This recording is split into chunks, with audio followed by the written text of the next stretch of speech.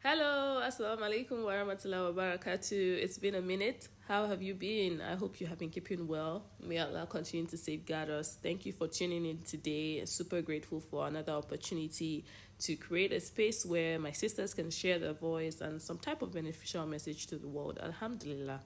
On the podcast today, I have the amazing Raimat Ali with me, and she has instructed me to introduce her as the lady that likes to talk. Honestly, if I was to describe Sis Raima in brief and I couldn't possibly, put her in a box, I would describe her as a down to earth soul who is on a journey to becoming a better servant of Allah. She's not afraid of sharing her truth, her thoughts, her experiences, as much as she's comfortable with, of course, to the world in a way that can, inshallah, benefit others. She isn't scared of being vulnerable, and I really love that about her. She's embracing the journey of figuring this thing called life as she goes along, and I couldn't be more pleased for her. When I think about Roima, we seem to have a lot of things in common, and we seem to be on similar journeys but also different journeys, and that is the beauty and diversity of life, really. She loves talking about topics that could help women nurture themselves and grow. And personally, I've learned a lot from her, and I'm pretty sure that we can learn a thing or two from our conversation today. So before I jump right in, allow me to mention that I am making a change to the podcast, and that change really is in the frequency. So I have decided to make the podcast a monthly drop instead of a bi-monthly drop, primarily for selfish reasons. After all, I am human, but more seriously, going forward, I need to really conserve my energy and reduce the probability of overwhelm, taking space in my life. And because I have a lot of things on my plate, I believe that it is only realistic that I follow this format. Secondly, this less is more lifestyle crept up on me and has permeated my whole being faster than I thought.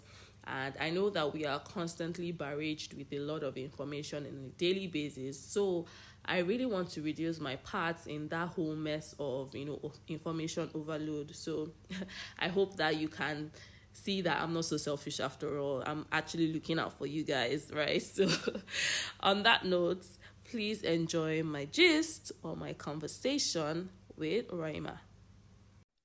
Assalamu alaikum wa rahmatullahi wa barakatuh, Rahima. Wa alaikum salam wa rahmatullahi wa barakatuh. Lovely, Sakida, how are lovely, you? lovely to have you here. This is our podcast, long time coming. I remember when I first started, I think it was around June or something, that I was like, oh, get ready. That all you people that are saying, Barakallah, people, I'm enjoying the podcast, all of you too. Like, get ready that you're coming on the podcast. There's no escaping it, there's nothing. But I think after that, I took a break. I don't even know, but anyways, Alhamdulillah, we are here and we are about to get into this discussion. So when I was thinking about what I wanted you to speak about, it was kind of like a no-brainer for me, because I know that I think both of us were like on similar journeys, trying to grow, improve on ourselves, and not just in like, oh, maybe like personal development, like a whole round, like personal development anyways should be like a holistic thing, right? So from spirituality to like our careers, family, parenting, finances and everything. So I was like, right, because most times when I pick a speaker, I'm like, what do I want this person to really, speak to, like, based on this person's journey? And I'm like, Rima has 3 kids. I know, like literally almost back to back, and I'm like, how is she doing? Because me, that I have 2, I know what they are using my eye to see. So, so I'm like, you know what? I want Rima to come and speak to how you've been able to still pursue this journey of getting to know yourself better, getting to improve yourself, irrespective of the fact that you have 3 little kids. I think they are all less than 6 years, if I'm correct. Yeah. I'm correct, yeah. They're all under 5 actually. Under 5, mashallah. Yeah. Mashallah, My first is almost 5, but in my mind I'm like 3 under 5.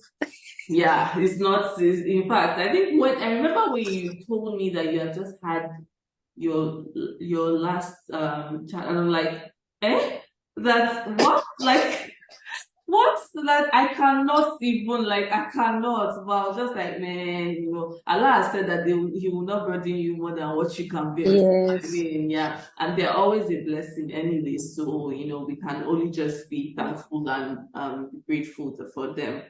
So let's get into this conversation, Raima. Like I said, we are on this journey together, right? We are all trying, and I know that most people that listen to the podcast, they are also on that journey to becoming better. Because I think it's a lifelong journey, right? Regardless of how old you are, maybe you are 18, whether you are 45, everybody's trying to do better every day. But I know that as women, we have certain nuances, like they're different things. So the experience of somebody that maybe is single will be different to somebody that maybe got married very early and started having children, and maybe you didn't have the chance to catch your breath to even say, okay, what do I want? Where am I headed? What do I want to do? And that can also be different from someone that is like maybe in late 30s or mid 30s, that maybe is quite should I say, established in her identity or something, right? But still trying to grow herself, right? So my first question is, at what point did you know that things had to change for you? And, like when you just thought this thing is not working again, like things need to go work, and something needs to change. What point was that for you? Yeah, I think You might have to speak a little bit louder so that you don't. okay. I don't know if it's my speaker sharp or just. Okay. I think I've come to this feeling at different points. Mm-hmm. So, like you said, like when I was single, when I was in uni, I came to that feeling that I just wasn't satisfied with the way things were, and I think I vividly remember it's when I first rediscovered Islam. So that Mm-hmm. was when I was in uni. I had that very strong feeling that I wanted things to change. But I'll say more recently, I fell into it during my last pregnancy.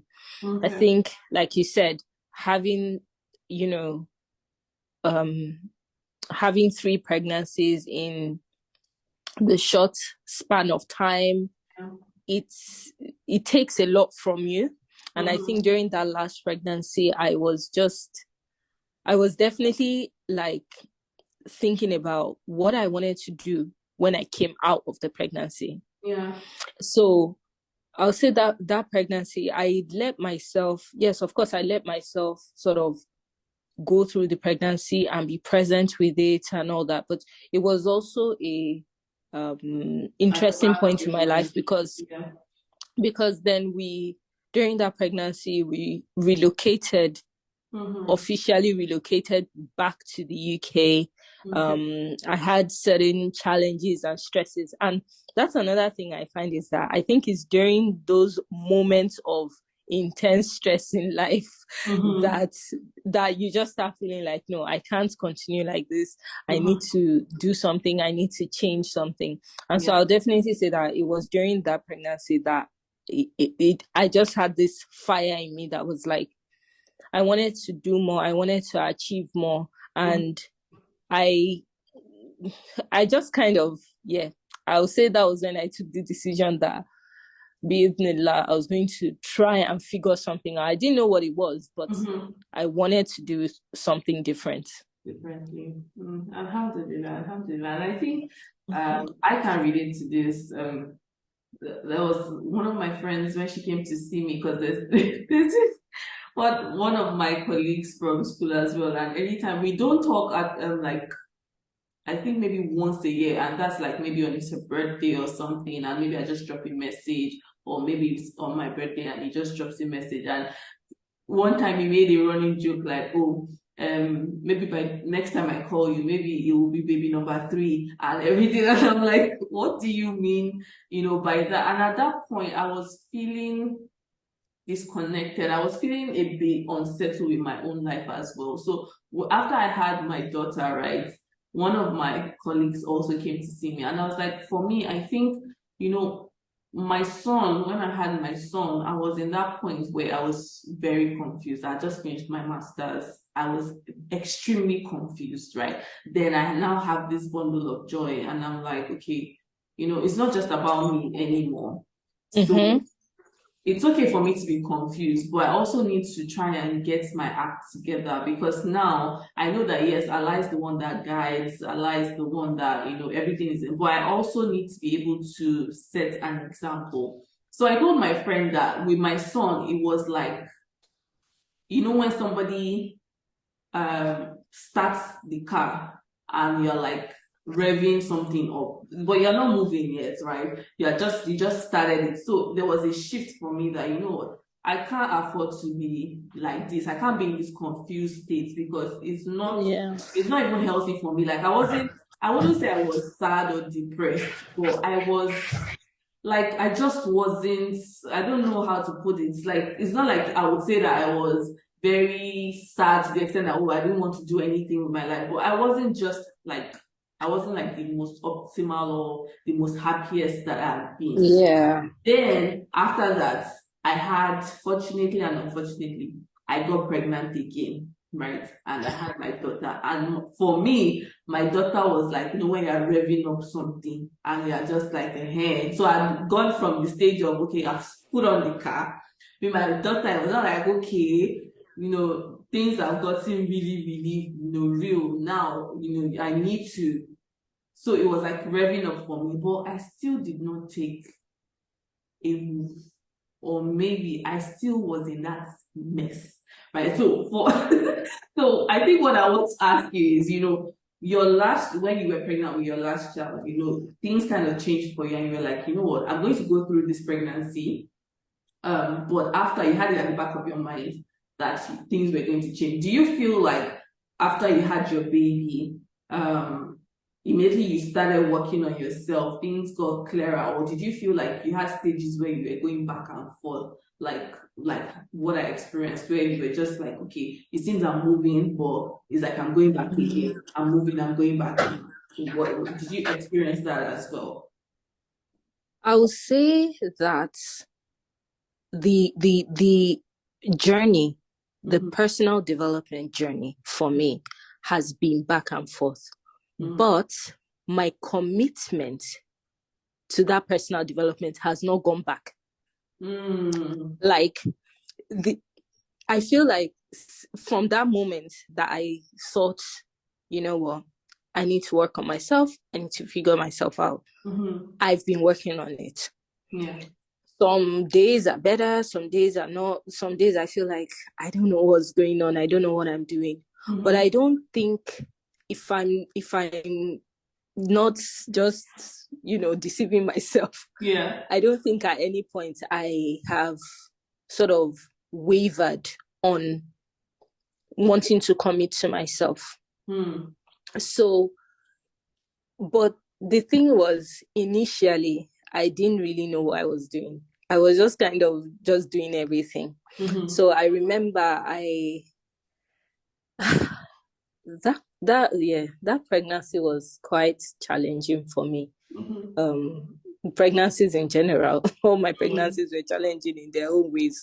But I think I remember I hadn't been on Instagram for a while. I hadn't sort of been active. I just remember being at the hospital after I had her, and I just posted a picture, something like day one postpartum. And it was, I would say it was almost like a spontaneous act of like, I don't know what I'm doing, but I want to start something here. And that led to this 40 days series that I did on my Insta stories, with like 40 days postpartum. And it was an outlet for me. Okay. And at the same time, that year, before I actually had her, I had started reading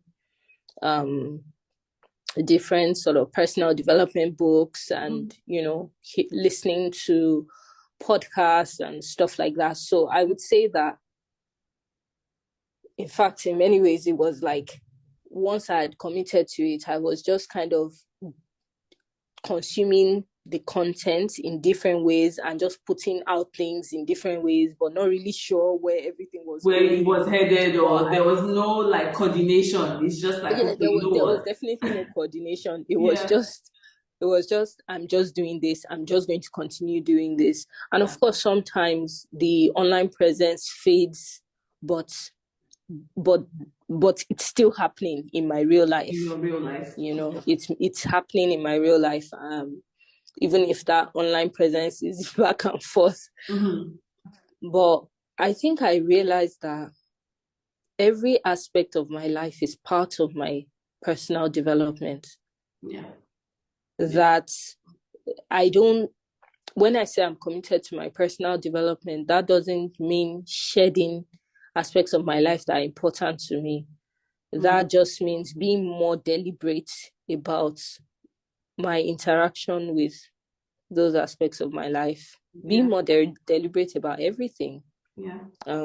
And also being deliberate about the things that I don't accept into my life or that I don't make priority, because I've now realized that those things don't feed my vision for myself in the short term or in the long term. Yeah. Amazing. So and just to kind of summarize for anyone that is listening, so I hear a couple of things, right? So I hear commitment. So for me, when I think about commitment, I can't remember when exactly I came. So of course, I think commitment is a word that we've come across, we hear and everything, but I don't know when. There's sometimes that you read something or you hear something and it just hits you like a slap on your face. I don't know at what point it was, but for me, when I heard it at that point, it was just like, the key. And the same thing with choice. For me, those two words, I don't know what it is, but the relationship I have with both of them, that I don't know how to explain it, but commitment is so important because in every way that you look at it, it's almost like an action, a continuous action. So it's not just, so even when you say, oh, I committed to, when you think about it, it's still as if it's still ongoing, right? So what I hear is, for anyone that is trying to do better, right? And I think that's the normal goal for most people, at least. You have to be committed to the process, and you need to know that that process is not the easiest thing. There are many times you don't know what you are doing, like what Raimat said, but you just have to be committed. Committed is like, okay, regardless of how it's going to take, regardless of how long it's going to take, regardless of what form it's going to take, I am committed to this thing. I'm choosing to do this thing because I think it's for my own benefit. Then secondly, I heard, even if you're unsure, just do something, right? If you have an urge to do something, and yours might not be to maybe do something on Instagram. It might be something, whatever it is for you, just take action. Because without action, that's where the real growth, you can really measure and say, I was talking to someone today and I was like, there was a podcast I did for Faria Network class in 2020 for her 30 days, 30 women, 30 days. And I was like, when I was launching this podcast, it came up on my anchor. And when I listened to it, I was like, who is this person? Like, even the way I was speaking, it was as if when you're not feeling confident enough to even talk, but then I felt like, oh, I didn't do too badly and everything, although I know that I wasn't, but the difference was just clear. And I think taking stock as well to say, oh, this is where I'm coming from, it kind of helps in the process. So I think when you I had a thought I wanted to just share on the whole taking action thing. I remember that one of the things, people talk about perfectionism and self-sabotage and stuff like that. And I remember very distinctively, that one of the things I noticed about myself was that I had a fear of making mistakes. And when you want to take action and you're scared of doing the wrong thing, of making a mistake, taking action and having that fear, it's like they are opposites. They're fighting each other. So I had to like come to that point where I was like, no, take action. Like for mistake, we're gonna make mistakes. The funny thing is, I talk about that postpartum series, right? And at some point I had it in my highlights, and I had women just connecting with me based on it, saying, me too, I had this feeling and blah, blah, blah. But guess what? I took it down. For whatever reason, at some point later, I started feeling uncomfortable about having it out there. And so I took it down. And my point is, what I want to say is, I'm not saying it's necessarily a mistake or it's not a mistake.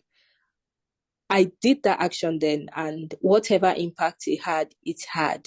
And then later on, I decided very consciously that, okay, I don't want to have this thing there anymore. And I took it off. I think sometimes we're so into I want to get it right, that we don't take action. We don't have any impact. We don't do the things we want to do. We don't get the fulfillment that comes from taking action. And you don't make a mistake, but you also don't get all the benefits that come from having taken action. So I'm not saying people should go around making loads of mistakes, but life, the way life is, you can feel that something is so right now. I mean, we're recording this podcast. Who knows? In a year's time, we might be like, cringe. Did I actually say that? Yes. Yes. So that's perfectly normal. I think it's just also understanding that we evolve, we change. So what you might think is your best, as at today, we're speaking about this, like you said, in the next 6 months, you can listen to and like, Raimat, what were you even talking about? Do you understand? So we change, and it doesn't make it that, okay, maybe what happened then was wrong, or it's just that you have changed, and, just giving yourself grace to know that, you evolve and things will change and all that, and just be easy with yourself. Yeah. So my next question was, I know you mentioned about, you used to listen to podcasts, you used to read books. I started reading books and everything, but it wasn't like it was anything coordinated or anything. You were just consuming the content. So my question was going to be that, sometimes we know that we need to switch up things, right, or make changes to our lives, but the problem usually is we do not know where to start. Right. So for you, I hear reading and everything, but now looking back, would you say that there was, maybe if you're going to tell anyone, advise anyone, would you say there are some certain steps that maybe someone can take, or maybe looking back, reflecting, that you took? Okay. Because we're talking about personal development as a holistic thing. I think different aspects of our lives will involve different sort of steps and stuff like that. But in general, I would say like the steps that at least I feel have been crucial is, yes, initially it was all just scattered, not coordinated and all that. But I think I quickly realized that I needed to start documenting what I was reflecting upon. And so there's a lot of writing, auditing, analysis. And that feeds into, okay, so for example, I do Quran journaling, and I don't have any fancy journal with designs or anything. I just write. I read, I research, I read my tafsir, I read other books, hadiths and stuff, and then I journal how I feel, and just like I'm having a conversation with Allah. And I think that process of writing things just helps you to kind of gain clarity on what it is you're dealing with.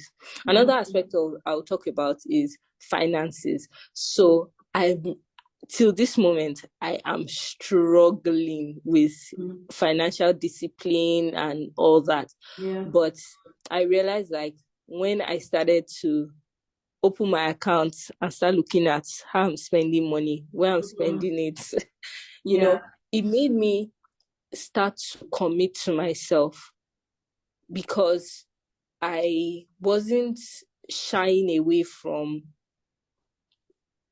facing the reality on ground. Yeah. And that's why I feel like documenting, writing, whether that is writing, or I think writing is the main way that you can document your reflections and whatever you feel is your progress in different aspects of your personal development.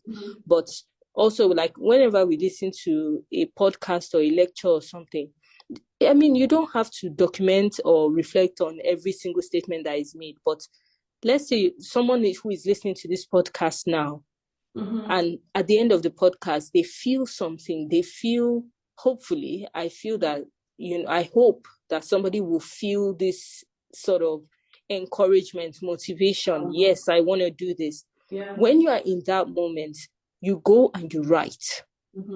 Write something, whether it's one page, whether it's a couple of lines. Write about how you feel, how this made you feel, why you feel so positive, what you feel positive about the future, what you feel you can achieve, all those things. Like, when you write, like, it solidifies, it starts to bring clarity to what you are thinking. We think that we know everything that is going on in our minds, but when you start writing, that's when you realize that, oh, wait, hold on, this thing I thought was making sense is not even making sense. Or this thing is making even more sense than what I thought. So I think writing is definitely important. And then I'll say tapping into support. I'm one of those people who, if I know there's a way you can help me, if obviously I like to help people, and I also like to receive help. So I don't shy. Obviously, sometimes it's difficult to ask people for help, but I think if you are deliberate about what you're asking for help with, like, oh, hey, I want to set up a podcast, come and help me, or, oh, can you recommend any financial resources, stuff like that. Like, we have to know that we don't know everything, and sometimes the thing that you're going to spend 5 hours trying to do, somebody else is going to teach you how to do it in like 5 minutes. So tap into that, whether it's paid or unpaid, or doing things with a group of friends, or asking someone who is willing to just share with you a little bit of time, a little bit of skill. Those things, I think, definitely help me to kind of start bringing clarity to my personal development. And just even talking, sometimes just talking with my friends. I mean, we've had conversations on different aspects of our personal development, and there are friends that I know that if I call them and I tell them that I'm thinking about this thing, and they have the kind of mind that will help you go through it in a kind of strategic manner, and help bring clarity.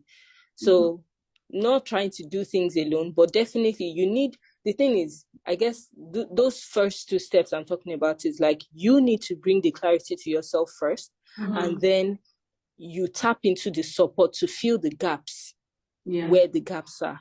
But you can't go to other people for clarity when you haven't even quite understood what is going on inside of yourself. You have like a first step, basically. Like, exactly. You should have something that someone else can contribute to, because if not, then people will just give you any and everything, which can even lead to more chaos, right? So we have to be very careful. And I think this is also very important. Even me, I'm learning, because I was still talking to someone that day first, and I was like, I'm such a lone worker or lone doer that, I'm learning something that I'm learning quite quickly, that you need to tap into the support of other people, right? Because you don't, like you said, we don't know everything, and what you'll be struggling with for like maybe hours or days or months, someone can easily break that down for you, and you're done, and you're on to the next thing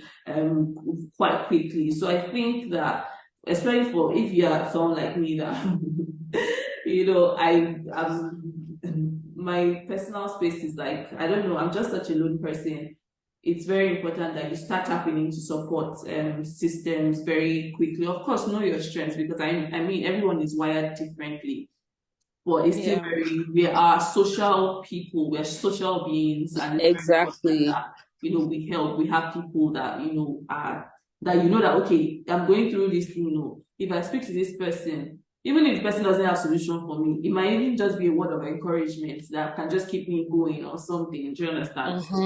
Yeah, it's quite important. I think something else I wanted to chip in is in terms of like where to start from. So when you were speaking on the IG life basis, so you mentioned the wheel of life, which I mean the life wheel, sorry, the life wheel I'm also quite familiar with. And I personally believe that, you know, we are one whole that is composed of like different parts. And I feel like sometimes at the point that we decide that we need to do better, most times there's a burning pain. There's one particular pain point, right? It might be, for some people, it might be their finances, right? Some people, it might be dissatisfaction with their career. Some people, it might be marriage, it might be parenting, right? So there's usually maybe like one main underlying reason, right? So for me, I think that starting from that point, can make it easier to, you know, just say, okay, maybe if it's my finances, can I try to get my finances in order? And from there, I find that things kind of like cascade down to other parts of your life as well, right? So it might be that your spirituality is out of whack. So for me, it was more, in fact, it was a double whammy. But I think the first trigger was my finances when I was doing my business. And I'm like, I'm doing this business with all my muscle, all my everything, and you know. So Yoruba people will say Kojora, like it wasn't making sense, and I'm like, that, you know, all this thing I'm putting my mind and soul and everything, and it's not. And there's something about funds, right? Having money. We all say that, yes, you know, money is not, shouldn't be like the beginning and the end, which is correct, right? But we also cannot we cannot dispute the fact that, you know, there's a level of like, how do I put it? Is it like stability, or I don't know, Sha, but it plays a huge role in like, oh, at least knowing that you have X money or something. But I think the crux for me was when I noticed that even my business, as with the way that it was taking, my spirituality was being affected as well. And I realized that it was when I kind of set, so what I started with was like my spirituality, right? To say, you know what, something is off here. I just wasn't connected. Every time I would say, that there was a time in my life, 2013, it was as if me and Allah we were like this, you know, when you feel like this person, if I look to my right like this, you know, Allah is behind me. Like I just felt that connection, and every time I kept referencing that, I really wanted to go back to that, you know, that feeling, that place and everything. So like, you know, this is not making sense. So that's where I started from, that, you know what, once I feel like if I can fix my spirituality to some extent, right, maybe other things would. But for you, it might be, like I said, spirituality, finances. From there, I moved on to the finances. Okay, what can I do? Do I need to get a job? Do you understand? But all those things, they kind of spiral, and so start with maybe the most pressing pain point that you have. And if there's nothing in particular, I think like Rahima said, you know, just consume different content, you never know. It starts getting clearer as you start. That's the thing. But the cocoa is start taking action as well. Right. So so my next question is, and this is I think it's something that maybe we don't talk about enough, but I've had this conversation with maybe 2 or 3 people offline, and it's about, you know, how does marrying early affect us as women, like in our personal development, in our level of awareness of ourselves and growth in general? Do you think, particularly in our career and finances, right? what's your thought? I have my own take on it, but and I know that we both got married early, right? So I have I, my own take on it, and I'm curious to hear, you know. I'm also curious to hear your own thoughts, but Okay. I'll take the first blow I give Mm-hmm. and say that I think for me, I now look at the whole concept of getting married young in quotes. Well, young is relative, isn't it? Yeah. But um if according to your societal standards you are getting married young, it does come from, or at least mine did, it came from a place of naivety and fearlessness. Mm. Naivety because the reality of what marriage has presented in the last however many years I've been married, Mm-hmm. um, I definitely didn't imagine it would be what it was. And it's not just imagining it for myself, but also in terms of the reality that I've seen in other people's marriages. Mm. So I know that that kind of attitude I had at that time, that everybody should get married young, Yeah. that's not the attitude I have now. And now I'm just like, I pray that, you know, if you're getting married at the right time to the right person. Yeah. Of course, I still I according to our faith, I believe that an early marriage is better. It's more pleasing to Allah. It is obviously it is what is pleasing to Allah Yeah. versus committing zina. Yeah. So please, nobody should misinterpret that. Because I'm Raima not said saying you should that. Yeah. yeah, I'm not Yeah. saying you should delay it, but I think that we have to be honest and say that that naivety and fearlessness, it does benefit. It can bring harm to you as an individual, but it can also bring benefit in that when you go, it's like when someone jumps into um I don't know, a business venture, for example. Mm-hmm. Sometimes people don't know just how hard it is to be a business person, and then they start the process. And there are people who started like that, but they toughened up Yeah. with the process, and then it led to success, and they learned on the job and they grew. And then there are people that get to a point and say, you know what, this is way too hard and I'm leaving it. Doesn't mean that any one of them is right, Yeah. but I think that I definitely recognize that there's naivety and then there's fearlessness. But Yeah. also from a personal point of view, I didn't marry for love. So I wasn't in love with my husband when I got married to him. I Mm-hmm. didn't see him and then think, oh, I'm in love. Before I met him, I was vocal that I wanted to get married for religious reasons. Mm-hmm. So I told my friends, I told people, I'm looking to get married, and we were sort of linked up. And then according to our notes, okay, this is what I'm looking for. This is what you have. This is what you don't have.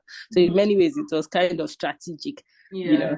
And yeah, so I don't know. I don't know what your own experience was, but Mm-hmm. mine at the time was like strategy. Like, okay, we need to get married. These Let's get are married things we for need the, to do. for the sake of Allah. Let's do this. Let's do this. Yeah. Yeah, so that's what it was. At the time, career-wise, I had a very vague plan, or no plan at all in terms of career. I was working with a charity. I had sort of ideas that I wanted to stay in the education and charity sector, but after I got married, I was like, I can't deal with Lagos stress. So I left that job, Mm-hmm. and then I was doing my business.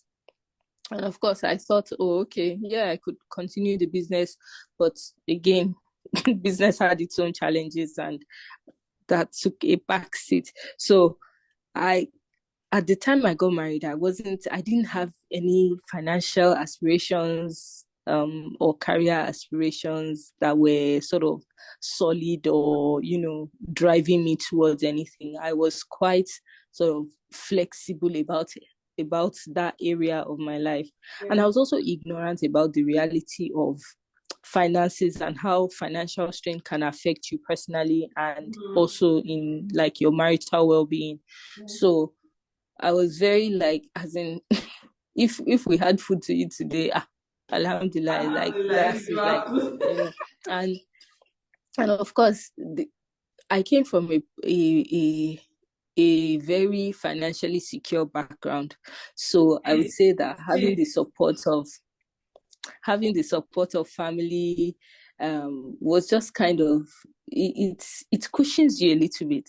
Yeah. And you don't realize like you are in a bubble, really, because yes, I was in a bubble. And sometimes I even think that maybe I am still somewhat in a bubble, but I think now I'm coming to reality because cost of living crisis, I pay bills are coming out of my accounts. It's hitting small by small, okay. Do you know, one of my friends and I had this conversation about how, like, I didn't even know how to set up bills until I relocated last year. No, what year are we in? Yeah, last year. Last year. The anxiety I had just to call energy company to set up our account. I had so much anxiety because I had never done this before. Setting up energy account, water account. I remember the landlord just listing everything out. I was like, I've never done this before. What's all this?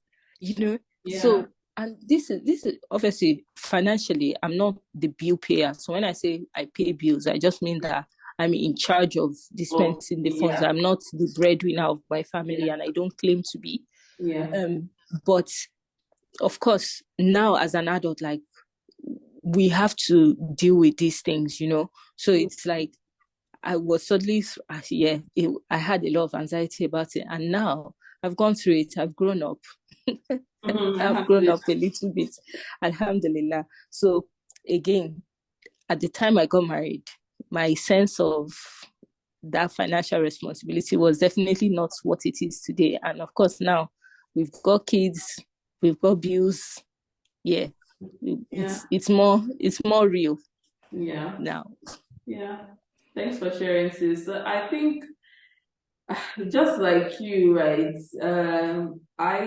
I keep saying it that most of the should I say nonsense that I've done in this past life, because I know that there are some people that they don't have the privilege to say that they are taking time out to think about what they want to do and everything, because it's just like boom, boom, boom. I need to work. I need to put food on the table and everything. So I do not take for granted the fact that I came from a home that, alhamdulillah, I never lacked and everything. So I think, again, I went into marriage with that, and me, I'm a normally optimistic person. Sometimes it's almost like it's even irritating. Like, how can you just be all thinking that everything is all well, like, everything? And I think for me, at the back of my head, it's just like somewhere, I just know that I'll be fine, I'll be good no matter what. Like, but I also realized over time when I reflected that, I think it also came from the fact that I've not suffered like you get, like, there's a way, if you're saying okay, someone that maybe didn't come from a home that they always had something to eat, it might not be the richest home, but you get, like, they're looking at you and like, what are you saying? Like, how can you just go into marriage without any plans for like your finances and everything? So for me, honestly, like you, I went in.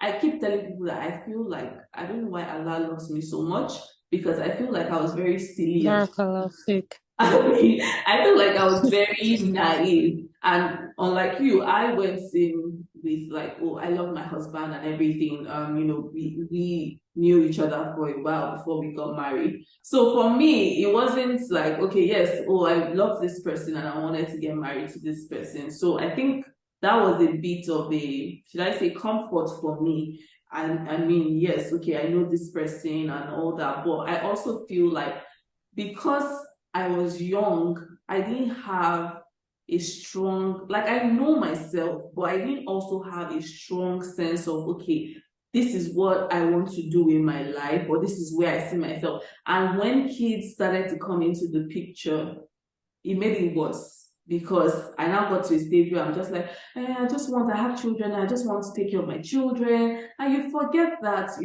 this is a lot of burden for a man to carry as well. Yes, we know that they're like the providers and everything, but the way the world is set up these days, most people need like 2 income households and all those. And even for your own sense of like satisfaction, most times as human beings we want to feel like we are contributing to maybe, and it might be in sense of, okay, maybe what we do for our day-to-day, or it might be what we contribute to the community, or it might, do you understand? So I felt like marrying early, it was a blessing for me, alhamdulillah, but I also feel like it's made me, when you are not yet strong, you're not grounded in something, then you have like added, you go into a whole new terrain that nobody really teaches you anything about. It kind of, should I say, hits me, I don't know, should I say off course or something? Like, I'm not regretting, but I don't know if you understand what I'm saying. Like,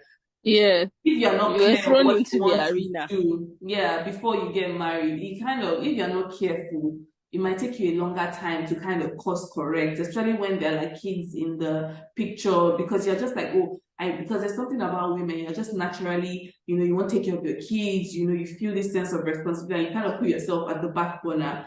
But if you're not careful, and if you don't have like a spouse that is, I wouldn't even say constantly reminding you to, that, you have a life or something, but, a spouse that is also growing, is very easy to, from there, like, things just go downhill. So me, when people come to me and say, I wish I'd gotten married early because maybe they are facing some certain challenges because they got married late, or they've not been able to marry. And I'm like, Allah,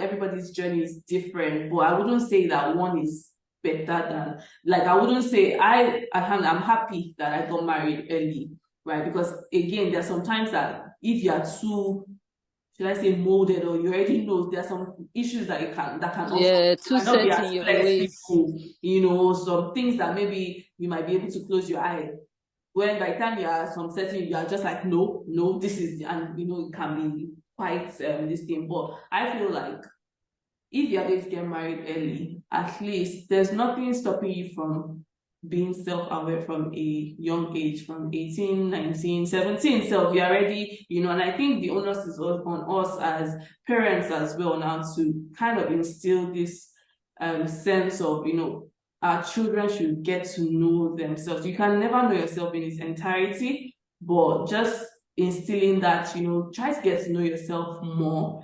And so that if marriage comes along, it's just like, okay, yes, it's just something I'm adding in and we're going. It's not like, something that will just now shake everything and you're just like, you don't even know you're bearing and everything. So, if you have to marry early, I think that's the best. Like, it's good hastening towards marriage, but I mean, don't feel bad if maybe you are 20, because you hear women now 27, 20, they're like, your world has ended, I'm not married, I'm not this. And not necessarily, right? There's always like a pro and con. Yeah, but for me, I know that marrying early, it's if somebody was already confused, it kind of made me more confused before I now, but it doesn't mean that that's going to be the experience for everyone, basically. Yeah, I definitely feel that. And that's why I said young is relative, isn't it? Because I feel that before you get married, you need to work on yourself. So when I think about like my own personal development, I think before I got married, alhamdulillah, I was quite grounded in my faith. And that faith is what led me to wanting to get married. Having said that, it was probably the only aspect of my personal development that I had really worked on before I got married. All the rest of it was like, we'll figure it out. Yeah, we'll figure it out. But as time went on, alhamdulillah, I've been trying to work on all those other areas as well. Mm-hmm. So I think that, anybody who is looking to get married, no matter the age, 15, 17, 20, 40, you need to be certain of like two things. Just think about it like this. They said we should marry people for deen and character, right? Yeah. You work on your own deen and your own character. Yeah. Yeah. So if you are able to, if you are grounded in your own religion and in your own character, sense of who you are, then inshallah, like when you get there, you'll be winging the rest of it. Marriage is winging anyway. Yeah, I think we just need to understand that we don't even control like the tiniest bits of our lives, right? But at the end of it, just because again, Allah has given us free will, so there are some things that you can, maybe decide. You can make a decision and everything. But I think we should just we should relax, like. Sometimes like we are so hard on ourselves. Just relax, and like even if you feel like maybe getting married early or getting married late has done more harm than good to your life, you can always make a decision today and say that things are different, right? So yeah. So there's no hard and fast rule to it, but it's just I just wanted to ask that question because I know so many people say, "Oh, you're lucky because you got married early and everything." But I just wanted to share like our own experience as well as people that got married early, and how it might have affected. So for some of my mates that maybe they didn't get married, because I think I was like one of the first people that got married in my this thing, and I'm always like usually the youngest in this thing, and most of them myself, I said this thing like myself and all that. And if you are trying to look at things like in regards to like worldly standards of like success, career, and everything, they would say that they're like way, way, way ahead of everything. At some point, let me not lie, because I've always been. Let me not say that I've just been. Let me not say that I've been. Let me not say I don't have ambition, but like I'm the type of person that all those I need to be the Oga, all those things have never resonated with me. So I've never been like maybe sad that my mates are already maybe senior pharmacist or whatever, and me, I've not. But I think I personally, I was just like, I feel like there's more that I can do, and I'm not there. So that kind of affected me, and I know that having children, getting married, and not having a bearing might have also affected, it might have contributed to that mix. So whatever age you are, just try to get to know yourself. And if marriage comes up, it's just like it's just a journey that you just keep going. It's not as if it's something that will now come and disrupt or whatever. Yeah, I think we've spoken on that, but you guys get the point. You guys get the point. Yeah. So let's talk about kids now. Right, so I recently read a post. I can't remember where it popped up. One on Instagram. I don't know if it was an ad or maybe a page I was following. And they were like, I think the headline was reasons why maybe 4 Nigerian women say that they regret having children or having kids. And one of them mentioned that she felt like she spent her whole youth. I think she got married at 20, maybe 25 or 26, and she got pregnant. She had like children back to back, 4 kids or something. So she spent like a decade raising children and everything. So she was like, she felt like she spent her whole youth childbearing, raising them, and because of that, it stalled her own dreams. Like she had lots of dreams, and because of that, it stalled her own dreams. Someone else said that during her pregnancy, she had type 1 diabetes. She came down with gestational diabetes. Then after she gave birth, she had type 1 diabetes that has not gone till today. And she kind of, anytime she sees her daughter, she kind of blames her daughter for that, her daughter made her ill or something. And I think someone else, I can't remember, but mostly it was just, I think at the bane of the 3 of them, it was like, I had so much dreams, and because of these children, I couldn't pursue those dreams, or I'm not where I'm supposed to be, right? So, I know that you have 3 kids, like we mentioned before. So have you ever felt that way? Or have you ever felt angry or frustrated that these children, they stole away my dreams? Because when I read it though, because I didn't want to be judgmental, because now I know better. But I know it's very easy for many of us to feel that way. But now I know better, because I know that regardless of whether you have 4 or 5 children, if you choose to go after your dreams, you will go after it, right? It's an intentional effort. I know better. And when I was like, so that it's not be like Oseki is being judgmental or I'm being know-it-all or anything, but I know better now. But I also know that it's the reality of many women, and it's very easy for us to fall into that trap of thinking that because we had children or our children robbed us from our dreams. Because I mean, there are also many women that they were pregnant, they were doing maybe their PhD, their masters, they are giving birth, and they still went back to work or something. So it's like a choice. And when I read it, I was just like, oh, even after all these years, these women haven't really realized this.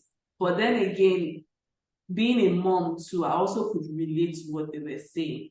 But again, people have different level of awareness, people have different level of how they're able to navigate things. So I think my question is, have you ever felt like angry or frustrated or thinking that, because you had these children, your life was a bit slower than or stalled, I disagree with those women. There are days that I feel angry and frustrated I'll say by the situation, like, me too, I want to do this, why can't I do it? There are days that happens, and I think that perhaps that is still within what is normal, feeling maybe angry. But I've never regretted having my children, because I am very, very aware that, one, I prayed to have these children. Yeah. Two is that whatever success is going to come will come. I think if like you said, like these women, perhaps they need to work on themselves. Yeah. I feel sorry for every woman who carries around a trauma attached to pregnancy, childbirth, trying to conceive, whatever, all of those things around the whole idea of motherhood. We all carry different burdens, right? But we have to realize that people who didn't go through motherhood, who are 9-year-old, 50 years old, whatever, they are also going through another form of trauma, another form of disease. There are people who have diabetes who are 12 years old. There are people who have... So what I'm just trying to say is that those pains came into their lives, perhaps during pregnancy, during whatever, but that doesn't mean that their lives would have been so much better had they not had those children.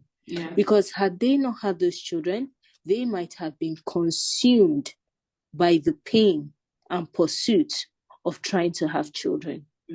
That in and of itself is another pain and trauma that hinders people from moving forward, because they are thinking, oh, I don't know if I'm going to get pregnant tomorrow. So they don't take decisions that feel like, how will I be able to do that if I won't pursue a PhD because I'm not sure I might be getting pregnant. I won't be able to handle the stress. And so you find that if people can easily fall into that trap of feeling that you are either a slave to your past or a slave to your vision of the future. So the past can hold you down, and your vision of the future can also hold you down because you keep trying to orchestrate it or whatever. So obviously, I don't know these women, And I think that they could go through some kind of healing work, therapy, coaching, to help them realize that their potential is not tied to what could have been or what once was. Yeah. So, and that their resentment also, I feel that their resentment comes from thinking that their best days are gone. Yeah. I don't think that my own best days are gone. I think my best days are ahead of me. So it's now I and ask ahead. Allah to make the end of my life better than the beginning of it. This idea that we think, okay, obviously, yes, even in our religion, it says that you should take advantage of your youth before your old age. So there is something about the youth. But having said that, I saw on Instagram this 80-year-old man that started weight training. He started weight training at 80 years old. 80, yeah. And I think he was ill, and he's ill as well. I think I saw that video. I don't know. I didn't even read into it. But what I found it very inspiring. I think people don't realize that the human being has been given so much potential that at any age, at any point that you are, as long as you still have life, you can thrive. You can start to work on yourself and build yourself, and you can thrive. Yes, those women can feel that, yeah, my children stole the best days of my life, but you are the one who has decided that your past is the best days of your life. My future is the better, as in my future. Oh my God. It's shining bright. Don't turn up. I don't in any way feel regret for getting married early, having children early, because I just feel that, yes, it comes with a different set of trials. Of course, you can't run the race that your age mates are running. But at the same time, I have a friend, we're the same age and she's not married yet. And she used to say to me that she feels like when she's having kids, my own children are going to come and be taking care of her own children. So, of course, I pray that Allah blesses her with, children of her own and what she desires. But that's something that we laugh about. But that is also something that is like, when you have gone through that phase, and you have to realize that your future holds another opportunity. These children that we're talking about, they are a means for us to earn Allah's pleasure. And ultimately, isn't that what we're all looking for? What's the whole point of all this personal development if it's not towards Allah's pleasure? These children are a means for us to earn Allah's pleasure. And it is hard. It is not easy. It is hard. Some days I am angry. Some days I am angry, especially like when I think about, their dad just comes and says, I want to go and do something. I don't know. Maybe he wants to go to chill with my friends. And you're like, wait, hold up. You think I don't want to do that? Yeah. You think me too, I don't want to meet up with my friends, But at the end of the day, there are things that we can share. There are tasks we can share. But there are some tasks that it's only a mom. Life, the way that our lives are structured, they just fall more on our own shoulders. Yeah. Especially when these kids are really young. Me, personally, I have come to accept my life as it is. And rather than fighting it and being angry about a past that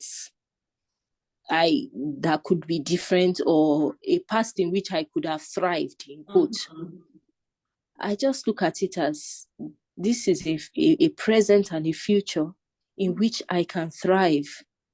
Yeah, absolutely. May Allah grant healing to everyone. Being a woman and a mom is not easy, but again, we should know that we should always know that at any point we can make a decision, and with Allah's help, things can get better, right? We're not condemned or doomed to like a particular situation. So just knowing that things can get better. helps a lot. All right, so what would you say has been like your biggest, should I say, help on this journey to improving yourself? Yeah. And how have you been able to commit to this journey of personal development, irrespective of the fact that you have 3 kids? Like we said, it's very easy to just let yourself go. But how have you been able to commit to that process? And has there been maybe people or maybe a particular, I don't know, what has been like your biggest help on this journey? Like I said before, I am someone who taps into support. So as obviously, let's be cheesy. The first person is Allah, of course. Allah is, the one that I go and cry to and beg for direction, for guidance, for everything. And just feeling that, I need to fill my spiritual cup first. That's like the first cup that I need to fill on a daily basis. But at the same time, we have people around us who help and support us. And I have friends who I share my idea of, what this personal development in sort of the immediate short term and also dreaming about the long term with. And it's so interesting because sometimes when I talk about this with some of my close friends and we dream it together, I don't know, it just kind of brings your, like, in some ways it makes it feel like, okay, I'm not going crazy, I'm not being unreal, I'm not being unrealistic, like this can happen, this can work, this is me, and it's so important that we surround ourselves with people who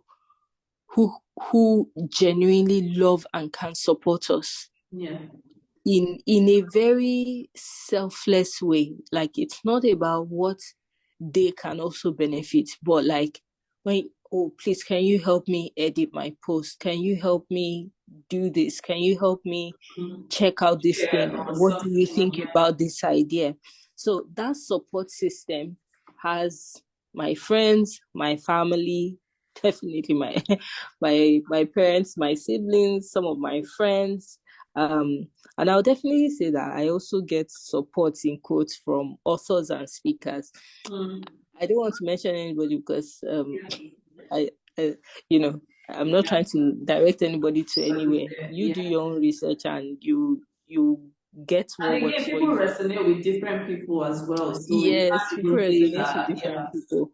Yeah, but I think I'm so grateful for people who put their content out there, whether that is books or podcasts or even Instagram pages, things like that, because when we're able to connect with people who are not in our immediate circles, it has a different impact that just makes you go, okay, wait, this idea I have is actually legit.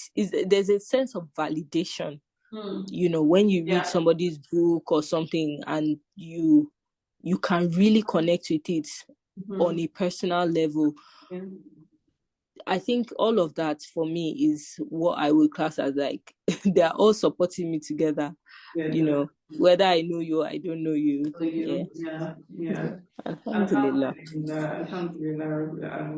So, as moms, right, and specifically, should I say Muslim moms or Muslim women, right? I know that like some of our experiences are peculiar to us, just like every other maybe different, should I say maybe a different tribe or something. But as Muslim women, we all understand that we have some peculiar struggles. So my question is, from your own personal experience, and maybe it might just be an observation, right? What do you think are some of the common blocks that we face specifically as Muslim women that kind of stops us from living to like our fullest potential, or there's just I hope you understand my question. Like, based on our own peculiarity? What do you think are some of the blocks that we have that maybe other women might also have or they might not have? Yeah. I would say this, also feeling that this is also a problem that I have. And I think it is not knowing our liberties and our limits. Okay.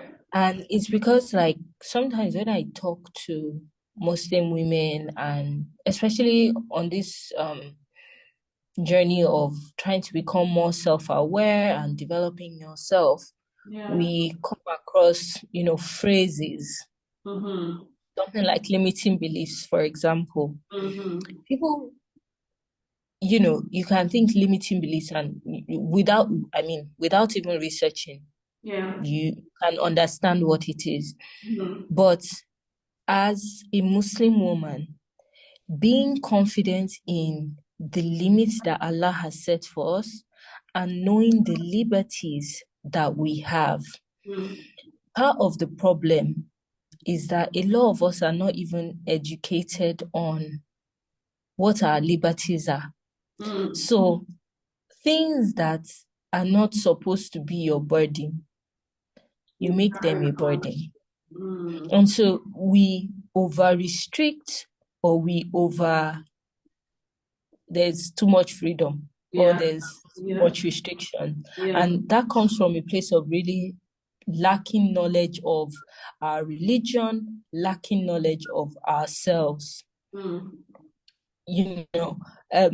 Sometimes I think we have privileges that we overlook.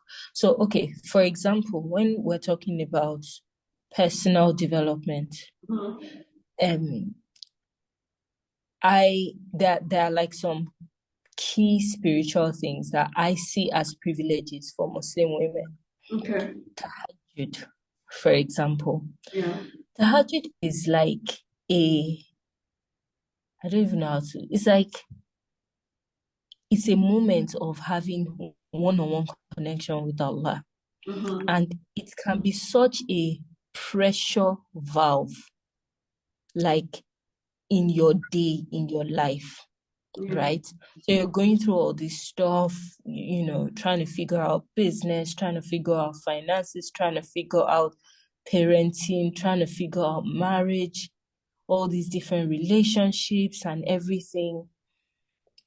And then the opportunity for tahajjud is there on a daily basis. It's a moment, it's an opportunity for pressure to be released out from us to the one who created us. Absolutely. But a lot of us, do we take advantage of that? We're looking for answers, right? In so many places, but do we take advantage of that? Do we have that? And the thing about taking advantage of something like tahajjud is that it benefits you in this life and the hereafter. But the thing is, it benefits you so much in this life, even before the hereafter, but it also benefits you in the hereafter. But it's like we're looking for answers in the wrong places. Or sometimes, no, I won't say, well, not necessarily that we're looking for answers in the wrong places, but we're not taking advantage of, we're not taking advantage of some of those things. Even something like fasting, just voluntary fasting, what it can do for your health. What it can do for your health, what it can do for your spirituality. And again, going back to that whole idea of like the wheel of life, or life wheel, or whatever, that when you realize that if I feed my spirituality and I feed my health and I feed my finances and I work on my relationships, that all of those things, even just filling those cups just a little bit more, fills me up as a whole human being. But there are things in our religion that we're just shelving while we're trying to pursue all the other things. Again, for a reminder to myself first. I was thinking about the whole idea of like eating in thirds. And sometimes when when you're feeling very sort of goody two shoes or very connected, and you do these things and you feel the benefit, and you see that I feel good, I feel lighter, I'm able to be more productive. And what does more productive mean? More productive means I can worship more, but it also means that I can spend a bit more time doing my blog posts. I can have more energy when the kids have gone to bed to quickly, do some extra self-care, do some things that matter to me. But we don't take advantage of those things. And those are the liberties that we have in our religion. And that even understanding that the limits that Allah has set that don't do this, don't do this, don't do this, is for our own benefit.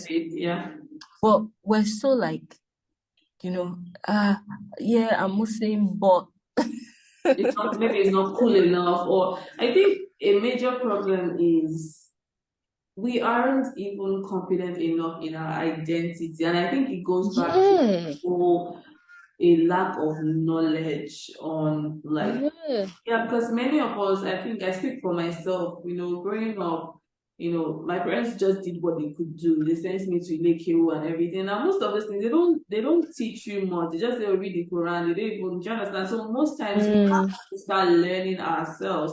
And often, if you're not careful, you start learning like late. And most times, like you're already and you're now being bombarded left, right, and center with other things. People that it seems like, oh, this way is the hip way, and your religion or your Islam is boring, your identity is boring, and of course nobody wants to feel like the one that is the party pooper or something. Do you understand? So we aren't even confident enough in our identity. So if you're not even proud or you don't even believe enough in what you have, there's no how to utilize it to the best of your ability. So now you hear all these different things and you're like, I have all these things in my DNA. Something that's supposed to be like second nature to me, but you hear stuff like, oh, sleep early, or no, wake up early, 5 a.m. club, all those things. And these are like no-brainers for us. Sleep early, and Prophet Sallallahu say, after Isha, try to sleep early, all those kind of things, all those little things, 1/3 for food, everything. The same thing they are teaching you now. All this, if you want to, maintain weight, all this intermittent fasting, all these things we have exactly abundance, right? So I think, in fact, we have a lot of work to do, and I think by the time when we start realizing that our deen is a holistic way to live, by the time we ingrain that in our thought process, perhaps things get a little bit better. And I think that takes me right to my next question, which is, most times we see personal development as separate from like our spirituality, right? How are you able to marry both aspects? I'm struggling with the marrying. Yeah, okay. But I think it's also because my whole idea of personal development is like compartmentalized. Okay. So spirituality is part of it, but it has its own standalone segment, right? That I'm trying to work on, my spiritual personal development. But as a Muslim, there's no way that my faith doesn't cover all the other stuff. My faith fits into how I nourish myself health-wise. It fits into my financial options. It fits into my career options. It fits into everything, right? But having that spiritual personal development segment and on its own also helps me to ground myself in my reality as a servant of Allah, as a vicegerent on this earth, that I am very aware of my role as that I'm not God. I don't have control over things. I am not, I don't burden, I'm not supposed to burden myself with results, right? I'm simply supposed to pursue. So I pursue personal growth from that point, that I don't expect myself to achieve infinitely, but I'm also humble in requesting that, Ya Allah, please bestow upon me your favors. Yeah. Yeah, so for me, that's really where this spirituality feeds into that personal development. It dictates for me what I can involve myself with and what I can't involve myself with. And at the same time, it gives me hope that I can achieve greater things, that I am created for something greater, and that I can.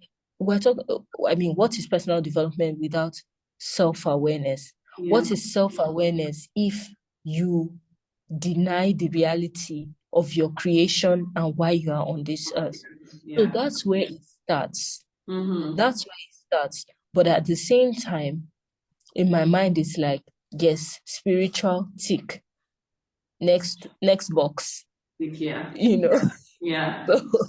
Yeah, it's a struggle, really. It's a struggle. But I think for me, what I had done is I kind of revamped it for myself. So when I was even like on like Misaba, the way I put it was normally it's just like a wheel and they're just different aspects. So what I did is I revamped it for myself, and I'm like, the spirituality is the middle, and from there fits into every other thing. I like this idea. That's how I visualized it in my head. Like, okay, this, it's like a ball in the middle.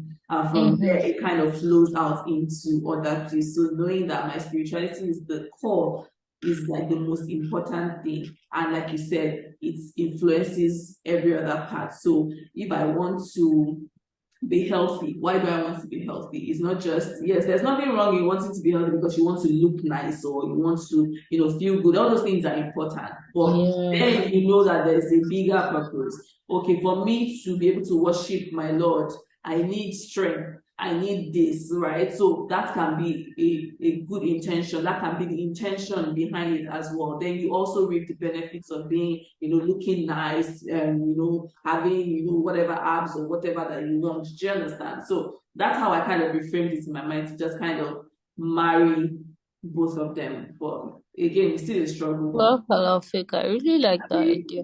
Yeah, so I mean, it's an ongoing journey. There are some points that you feel a bit like it feels like everything is just compartmentalized, and there are sometimes that it just feels like everything is just marinating, nicely and all that. So may Allah make it easy for us. Okay, so what is your number one advice for any sister looking to kickstart their personal journey, particularly women or a sister with kids, 1, 2, 3, 4, 5, whatever? They've decided that they want to, get to know themselves better. They want to do better with their lives. What would be one advice that you have for them? Okay. My first advice, I don't know if I can give one advice. I'm okay talking. Okay. I like talking. So my first advice is that in committing to yourself and your development, you got to hold firm to your faith. In this journey, like, I think a lot of the resources are not provided from an Islamic point of view. So you can get lost if you are not careful. You can get lost, you can get carried away, you can get, sidetracked. So it's very important to have that grounding firmness in your faith. Even if that means just, I don't know, having a weekly Islamic circle or lecture, or committing to going for Jumu'ah if you have a khatib that gives very sort of inspirational khutbahs and stuff like that, because things like that just always help you to come back to your origin. Okay, right, I am a Muslim. These are my own. This is my own manual for life. Now, when we're looking at these resources, you're looking at it through a lens of Islam. So Islam, the Islamic filter is there. Yes, you're able to filter. You're not just taking everything in and just taking everything in. The Islamic filter has to be there. And So that's the first thing. The next thing is start where you are with what you have. It's so easy to think, oh, I need this. I need to go and do this course. I need to go and buy this thing. Yeah, just start with what you've got. Like you said earlier in the podcast, was that there will be like for many people there will be like a specific pain point, right? Mm-hmm. So if that pain point, say for example, the pain point is health, maybe someone is really struggling with their health, they are I don't know, overweight, constantly out of breath, lethargic. Start where you are with what you have. It could be going for walks initially. Yeah. It could be, if you have access to weights that you already have at home, just doing some weightlifting at home. Maybe you can't afford a gym right now. Start with what you have. When you've now exhausted what you have and you're like, okay, now I really need to get on the treadmill. I really need to go to a gym. I really need to go and register for something. I need to get a personal trainer. But until you use the resources that you have, because the mind will start putting the constraints in front of your eyes. Like, oh, this is why I can't do this. I don't have the right I can't do shoes. this because I don't have this. I can't do this. Yes. Yeah. I don't have my Sabbath tunic. Exactly. That doesn't mean you should not come and buy. Come and buy tunic. Tunic will help you on that journey. But because you do not have, does not mean that you cannot. You can still put on something else. You might have a baggy, whatever that you have. Use what you have, basically. Yeah. So, yeah, and also look around you, like the people around you. How can they support you? What can you also, even if it's like maybe somebody, you can't afford to get something free for somebody, but maybe you can do like an exchange of skills or something. Maybe you can take good pictures and the person is very good with, I don't know, writing, or they have a car, they can drive to certain places. Maybe every weekend they can drive you somewhere. You can, just be creative in your explorations of how you can use what you already have and what you have access to first and foremost. It's so easy to be looking at another person and say, this person has this person has that. If that's what we are, figuring it out as we go, please. as in, exactly. Everybody's figuring it out. Yeah. So, and also, I think it's important, and at least I feel that this is something that I want to say anyway, that our faith, like our faith in Islam, is not tied to worldly success. So people shouldn't look at it as like, oh, okay, if I'm succeeding or I'm not succeeding, this whole personal development thing, that is an indication of whether Allah loves me or Allah doesn't love me. Like, don't get carried away with that idea that my Islam is tied to my worldly success. Worldly success is its own thing. Islam is its own thing. We ask Allah for success in this life and in the hereafter.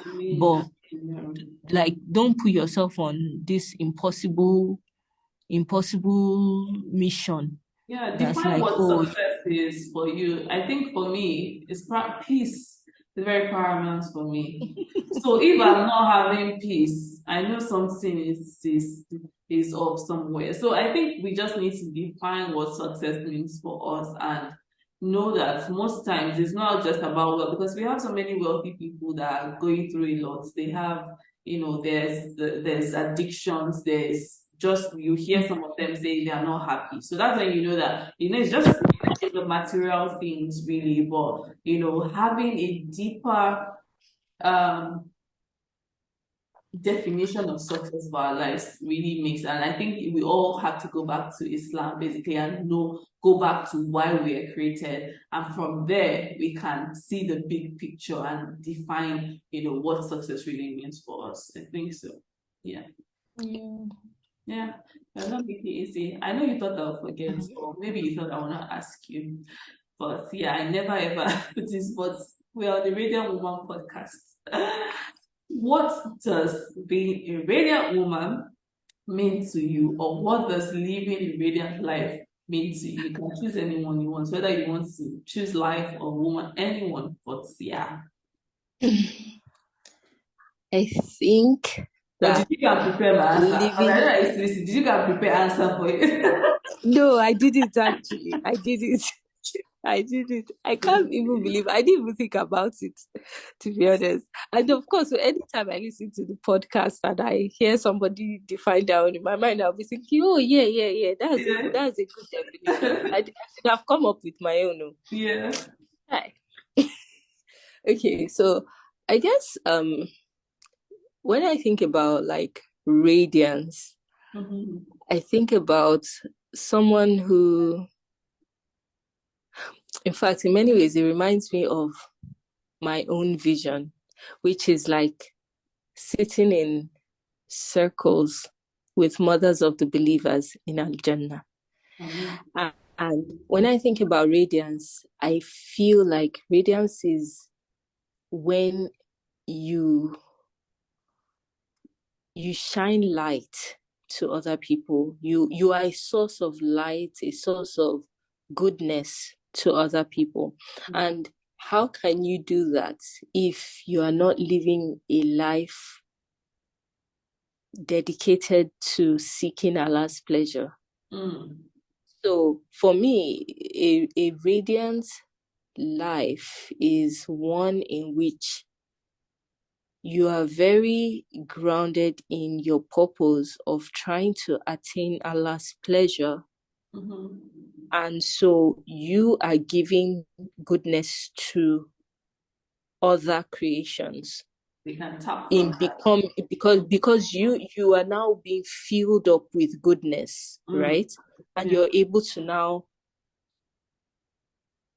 share that with other people. I think that's how I sort of imagine it in my mind, in my mind's eye.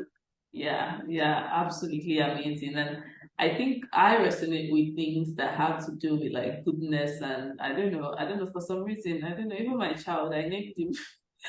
I don't know, goodness just makes me, when I think about goodness, it just makes me giddy and happy, and I'm like, that's what I want to be, such a goodness.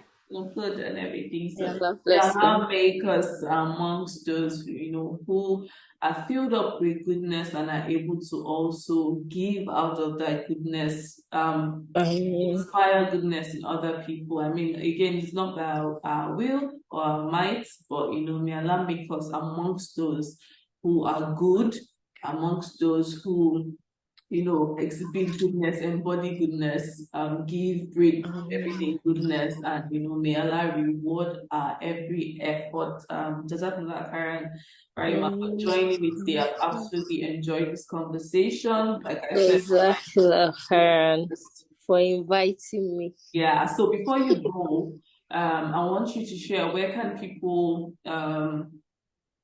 reach out to you or connect with you, and so I could just link it in the show notes and all that, and if there's anything you're up to within the next maybe couple of months or something, if there's something if you like to share, so that we could just yes, I'd like to share. You can reach out to me via my website, raimatali.com. Sign up to my newsletter, connect with me through that. And also on Instagram, raimat.ali. I am on other social media networks, but maybe I check it once a year. Yeah. Okay. So that's the best place. Instagram, your website, connect on your newsletter. So I would signpost that on the show notes, and inshallah. Sis Raimat is an amazing, lady. I learned from her, and in fact, I learned so much from you. There was a time I realized that I wasn't following you. I was like, how come I used to see your post and everything, all for me to realize that it was on my personal page, and that one I deactivated it since forever. So I was like, no wonder I've been missing, because any small thing, I'm just like, this Instagram algorithms, they've started again, blah blah blah, and everything for me. And now I realized, oh, it was my personal page. I was just, that's how like, oh, I need to follow you with the Instagram page so I don't miss out on anything. So barakallah, people, may Allah make you easy, and yeah, may He reward you for every single effort that you make towards improving yourself, not just for this life, but for the hereafter. May He give you children, the coolness of your eyes. May He reward you with goodness, really. I mean, thank you so much. I know that everyone that listens would have learned one or two or three things, and I just pray that, like you said, it inspires somebody or encourages someone out there to kind of decide to do better, because I mean, it just takes one decision, really. Nobody said it's going to be easy. Like you said, it's back and forth. But I think once you are committed again to that process, and knowing that regardless of how difficult or confusing it might be, there's always light right at the end of the tunnel. So yeah, may Allah make it easy for every one of us. All right, sis. On that note, I'll say assalamu alaikum wa rahmatullahi wa barakatuh. Wa alaikum assalam wa rahmatullahi wa barakatuh.